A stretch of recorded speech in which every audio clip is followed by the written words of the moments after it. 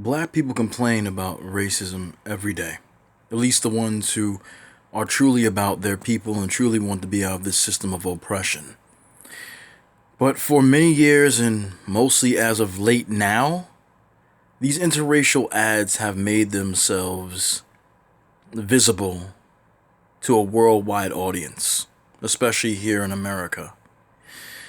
You especially have these days more and more interracial advertisements involving black women with white men.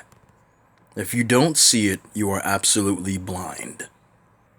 Here we go again. I'm not going to play the audio, but here we go again.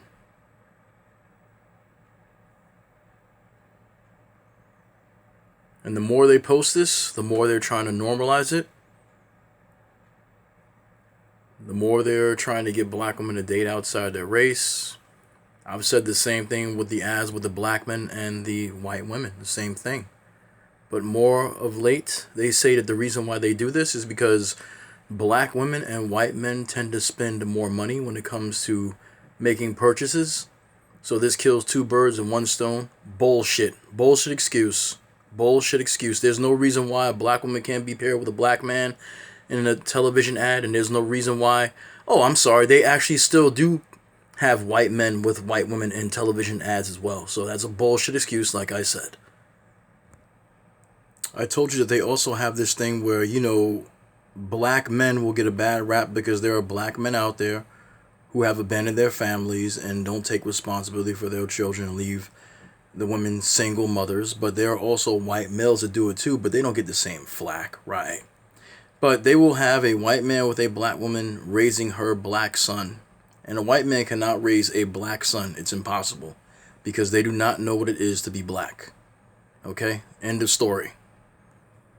So this is how they so-called solve diversity. The diversity problem. Now, see me, I'm not really going to cry about diversity. Okay? I've been watching shows that had only white cast and maybe one black person. And I was fine with that. And I've seen a lot of black movies that had a whole black cast. And the only white people you see in that movie would either be junkies or police officers. And I was fine with that. When it comes to the situation with diversity, this does not represent diversity at all, in my opinion.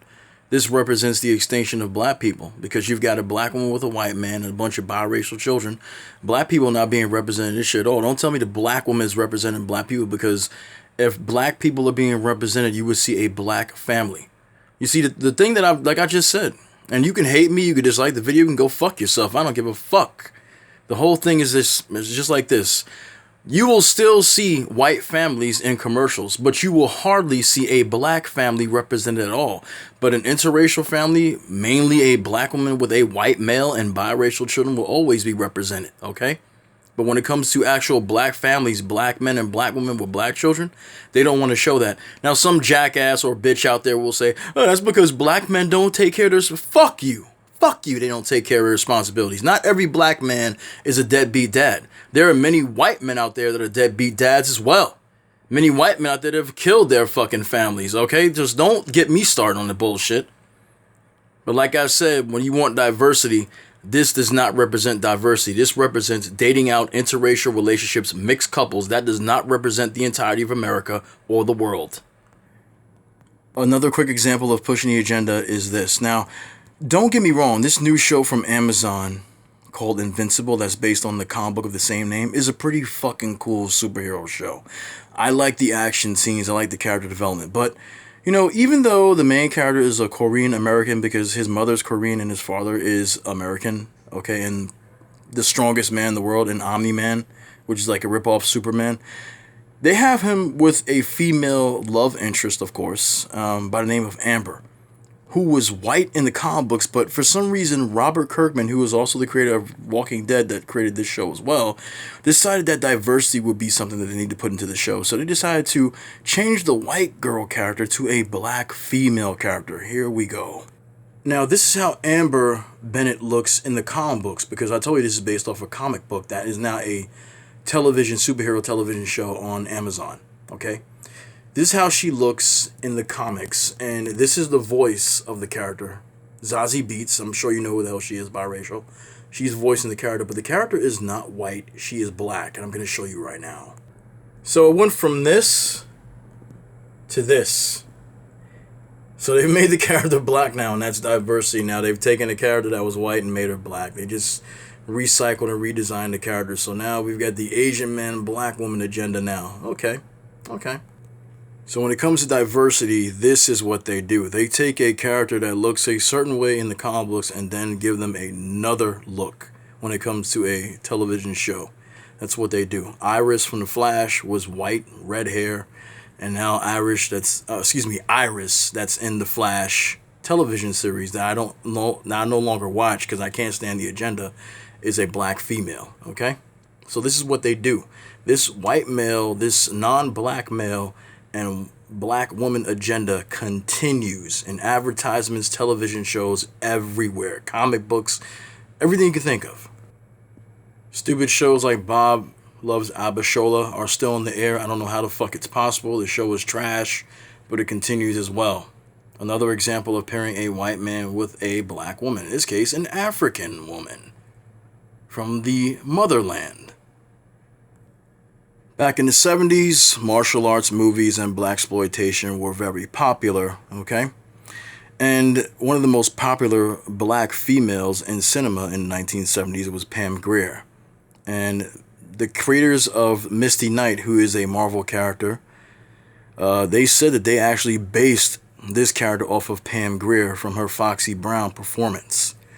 And did they pair it with a black man? No, they paired up with a white man named the Iron Fist. Now, as much as I like Iron Fist and Luke Cage as a team back in the 80s when I was a little kid growing up and reading the comic books, I never liked the pairing, even as a child, of Misty Knight and Danny Rand, aka the Iron Fist. Did not like it at all.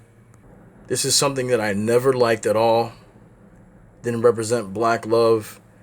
Never liked seeing a black woman with a man of that particular community at all. Did not make me happy. Ever. But it looks like eventually Misty Knight did get out of that relationship with the Iron Fist and start a new one with Sam Wilson, aka the Falcon, or New Captain America as many people know him now. So that's one good thing that Marvel did. But as I've showed you in this video, the agenda is clear for the black woman. They want the black woman to never even look the same way at the black man again. And look at men of other races, especially of the so-called dominant society, as their best and only choice or option. You don't have to agree with me in anything that I said in this video. You can even call me a racist if that makes you feel better, but I'm not a racist because I don't hate anybody based off the color of their skin. I am simply a black man that loves black women and loves black love and enjoys seeing black love in pictures, in anime, in media, period. Okay? So it's always great to see two black characters together sharing black love and showing it off as much as possible when there is a lot of scarcity of that, especially these days. As the media continues to push the narrative of interracial dating in this racist society, I will continue to push it back against it and preach and show as much images as possible of black love. Because that's what I'm all about. That's the only kind of love I celebrate. Okay? Everybody else's love is theirs and I'm happy for them. But when it comes to my people, I love to see my people celebrated in love as well. Because they don't get celebrated enough in love. I actually just ordered this movie from 1968 called For Love of Ivy, starring Sidney Poitier and the late, great Abbey Lincoln. Very good movie. I can't wait to watch it. It's about black love. So I'm looking forward to it. Talk to you soon. I'm out.